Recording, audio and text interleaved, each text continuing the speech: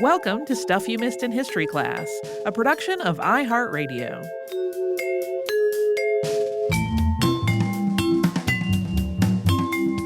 Hello and happy Friday. I'm Holly Fry. And I'm Tracy B. Wilson. We talked about Joaquín Torres-García this week. Yep. This is one of those times where my forgetful brain takes a minute to put together what a thing is in terms of references, because I had said at the top of the episode that I was trying to work on another Latin American artist, and I kind of sputtered out because there just was not enough material that I could get my hands on that was in English. Right. And so I was like, who are other Latin American artists?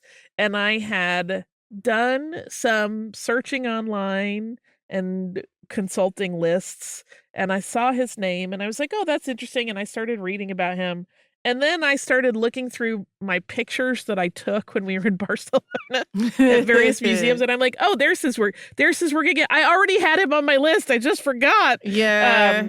Listen, the brain is what it is. But I'm so glad that I came back to him because I really enjoyed learning more about him, even with a Madame Blavatsky jump scare. She's everywhere. That woman, I told you before we started, listen, she had good marketing because she literally is everywhere influencing everybody for a pretty wide period of time. It's strange, but also hilarious. Yeah. I marvel, I said it while we were recording, Torres Garcia was the busiest bee in the hive. Yeah. He was always hustling, and I don't mean that in a pejorative sense, but he was always teaching, forming new schools of art, forming new publications of art, writing his own books about art theory, painting things, finding new forms of art that he could do. But what I really marveled at was how much he and many of the artists in his circle really loved to form societies and orgs. They were just like, I know, let's form another society. And I found myself sitting there imagining, were they just sitting around at a cafe and they were like, you know what we need? One more society. Yeah. I don't know. But it makes me chuckle a little bit. And again, I don't mean that in a negative way. There's a lot of groups. It's also really interesting that some of those, even as he was very much rejecting some of the European schools of thought, a lot of those societies were forming in very Eurocentric places where a lot of the other artists were like, I'm going to mimic the great masters. Just interesting. I didn't mention it in the episode because I have issues with Picasso, as many people do, for the reasons that he was not a great human being. But there was a funny story that came up several times while I was researching, where when he was in Paris, when Torres Garcia was in Paris, where Picasso also was at the time, in the 19-teens, and he started talking about, I might go to New York. Picasso was like, New York is a void. Don't do it. Which just tickled me a little bit. Here's my other big thing from this episode. Max Ernst. He came up a million times. Listen, Max Ernst has been on my list for a very long time. I have a Max Ernst inspired tattoo. He is the artist whose work made me want to get tattoos in the first place. I love his work. Un Semaine de Bonté is one of my favorite things. I keep putting it aside for reasons I don't entirely know. Possibly because I don't want to find out something horrible about him. Sure. But as I was working on this, and he kept coming up in exhibitions with Torres Garcia, he kept coming up in other social circles, etc. I'm just like, I see you, Max Ernst. I'm coming for you. I swear I will do that episode at some point. It's almost like he's haunting me. Just fine. Max Ernst, welcome to the show at some point in the not too distant future. I'm going to knock it out just so I will stop being, inundated with it. Right. Anyways, I think it's interesting that we don't get a lot of Torres Garcia I don't remember talking about him in any of my art history learnings as a student, and he was super important. So it's kind of weird. But I'm glad to have the opportunity to talk about him a little bit. Yeah. A little bit. His wife founded the museum that is named for him in Uruguay, and that seems like a very cool place, even though a lot of his stuff did get did get destroyed in that fire elsewhere. But they do a lot of other artists, of course, there as well. So if we're ever there, guess where I'm going?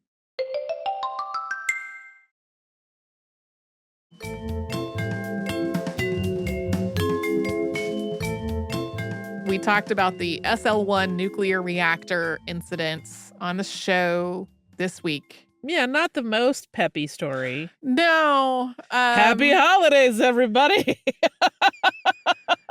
Yeah. One of the things that I think might have been going on in some of the things that were like, there are giant holes in the safety plan, is the fact that there really had not been an incident like this in the United States since nuclear energy had first been developed. There had been other accidents. We have talked about that. We talked about them in the Demon Core episode, like Right. that, but that was not like a nuclear reactor failing in some way. And there have been other, obviously, nuclear reactor accidents since then, but this was the first one. And if I recall correctly, it had been something like 19 years that that nuclear reactors had existed. And so that might have led people into a false sense of security / complacency. But still, what do we do with radioactive bodies in the event of an accident? Seems like something that should have been planned for as a possibility at a site that was specifically for developing prototypes for nuclear reactors. Yeah, it's one of those things where I find myself wondering, like, was this just such an unpleasant possibility to contemplate that no one brought it up thinking they didn't want to be the guy that suggested to their superiors that their system was gonna fail, Right. and thus things went horribly awful? Yeah. But I don't know. Yeah. One of the things that I found alluded to in some of the things that I read for this episode, which I didn't put into the core of the episode because it was something that I felt like I couldn't really substantiate, was that the Army was more permissive of the SL1's various problems. And that had the Navy been making decisions about it in this whole sort of interplay among the different branches of the military, that the Navy would have shut it down way before. Prior to this incident happening, like as soon as the stickiness problem revealed itself, that the Navy would have been like, I'm out. Tracy trying to start a fight on this behind the scenes. Yeah, we're going to have a behind the scenes between the Army folks and the Navy folks. But I'm just saying this, and I was like, is this the truth, or is this like reflective of attitudes about the different branches of the military among one another? Right. I don't actually know. I watched a number of videos as well. I was preparing for this. And the one that was an Atomic Energy Commission kind of brief on the accident that had the recreation of what they were doing when it happened had the weirdest tone to me. It was definitely a product of its era, that era being the 1960s. And it really felt like a video that one might find in a derelict government building in a Fallout video game. And I like there were other videos that were also made by the Atomic Energy Commission that I watched that had a similar vibe to them. And then there was one, as I was trying to confirm whether people said DEW line or whether they spelled it out DEW line. And I watched a video that was on the DEW line that had been made while it was in use, that had many minutes of like Cold War scaremongering before we got to the first mention of the DEW line. And that a little bit reminded me more of my early childhood, and, the final stages of the Cold War and how people would talk about the Soviet Union and nuclear capabilities and all of that. And I got very frustrated with that one in particular because I was like, "Just say "do" line. Just say it. Say the Say thing it I how I need to know." know how to say. Yeah. I beg. Yeah. A couple of random notes that I also had. We have a history in the United States of describing areas where nuclear testing or other nuclear work was going to happen as empty or uninhabited, and that has been false. And really, there were indigenous people living there. Right. Like, that happened with, the Manhattan Project, and it happened with various, like, nuclear weapons tests, and has had devastating effects on those communities. There's also a whole additional side of this that we talked about in the Demon Core episode about the role of indigenous people in mining radioactive materials to be used in nuclear fuel, all of this. So I went down a rabbit hole of trying to be like, was this surrounding area really empty or not? Right. And it was not something that I found a conclusive answer to. I found some very, sort of couched in, what Wikipedia editors call weasel words, um, about, like, if there were sheep or cows grazing nearby, they might have been affected, and I'm like, "Well, but were there?" It was so tremendously cold that night that I think it would have been very difficult for any living thing to just be out exposed in the temperatures, but, like, I don't really know. And then the last thing is that this incident, tying into how it's really seemed like there were various safety things that should have been in place earlier, is now an example that gets used in basically training about safety and, like, failure prevention. Mhm. And I read a quote that was by Brian O'Connor, Chief of Safety and Mission Assurance at NASA, in a slide deck about this that was about, the Cold War era, uh, applying today's thing that people say about knowledge workers of move fast and break things, of having almost that same mentality during Cold War technological advancements. And the quote was, quote, "While the temptation or pressure to implement new technology can be great, premature use can end in premature failure." And I just really liked that quote. Yeah. That's totally true. Premature use can end in premature failure. Uh, so, Adrian, I hope you were happy with the episode that we did. I Ho, think ho, ho. I think, Adrian would like a multi-part Netflix special or something also. There is a whole book about it. I just closed my outline. What is the name of the book? The book was one of the last things that I read in the research of doing all this, having already read and made tons of notes that was based off of government reports. Um, and so the name of the book was Idaho Falls: The Untold Story of America's First Nuclear Accident.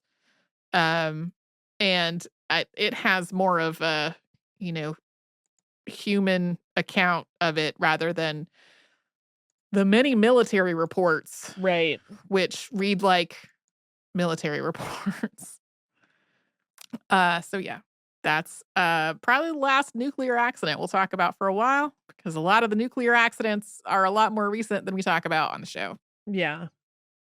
Also, as a personal favor to me, if something horrible happens in someone's life and there are rumors about the nature of what was going on in their lives before it happened, please Mhm. don't hound them and bug them about it for years afterwards because Yeah, that's definitely. disgusting. Yeah, Hi, I know yeah, you're grieving your husband, but was one of you cheating? Is there something going on? yeah. No, it This is doesn't matter. also You don't need to know that information.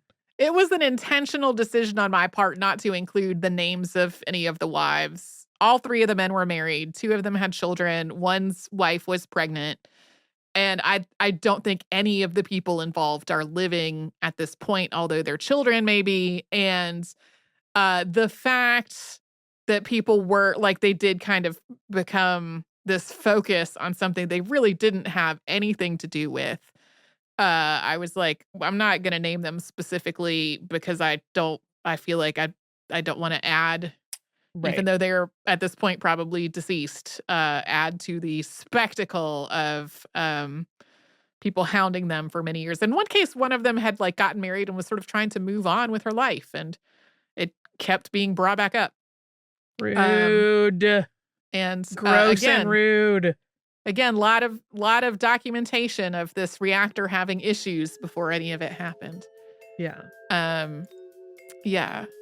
So, uh, if you'd like to send us a note about this or in some way, we're at historypodcast at iHeartRadio.com. Whatever is happening over the course of your weekend, I know a lot of people are moving into hardcore getting ready for Christmas holiday mode. Not everyone, but if that's what's coming up in your world, I hope that all goes really smoothly. And if you've got travel coming, that goes well. We'll be back with a Saturday classic tomorrow and something brand new on Monday.